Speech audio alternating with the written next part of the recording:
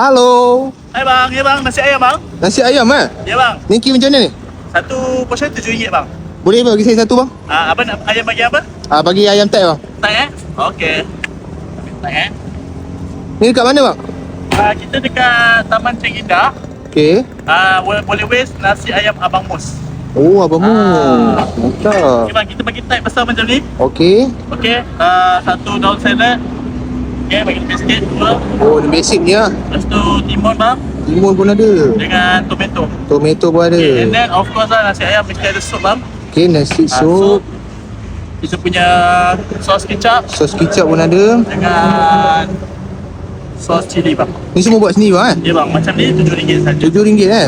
Ni bila buka ni bang? Okey bang, kita buka setiap hari pukul 10 pagi sampai 5 petang. Boleh waste je nasi ayam Abang Mus, MUZZ. InsyaAllah sampai bang dekat Taman Ceng Indah. Confirm sampai Ya bang. Okey bang, selain nasi ayam abang ada jual apa lagi bang? Okey bang, dekat sini kita ada lagi menu special. Kalau abang datang makan nasi ayam kita, Okey. abang kena try menu ni. Okey, kejap saya ambil dah. Oh, ambil daripada bawah bang. Ya bang, daripada bawah bang. Oh, ni bang. Ni apa bang? Cendol durian kita bang. Cendol RM9 durian. bang. RM9 kan? 3 ketul durian. Okey. Lepas tu, Ada lagi bang? ada lagi satu bang. Ush. Lain macam kan sambil daripada bawah. Ini cendol biasa kita RM5 je bang. Pakai Lima- cawan martini bang. Wah, RM5 bang. Ya bang, RM5 saja. Okey bang, mantap. Okey.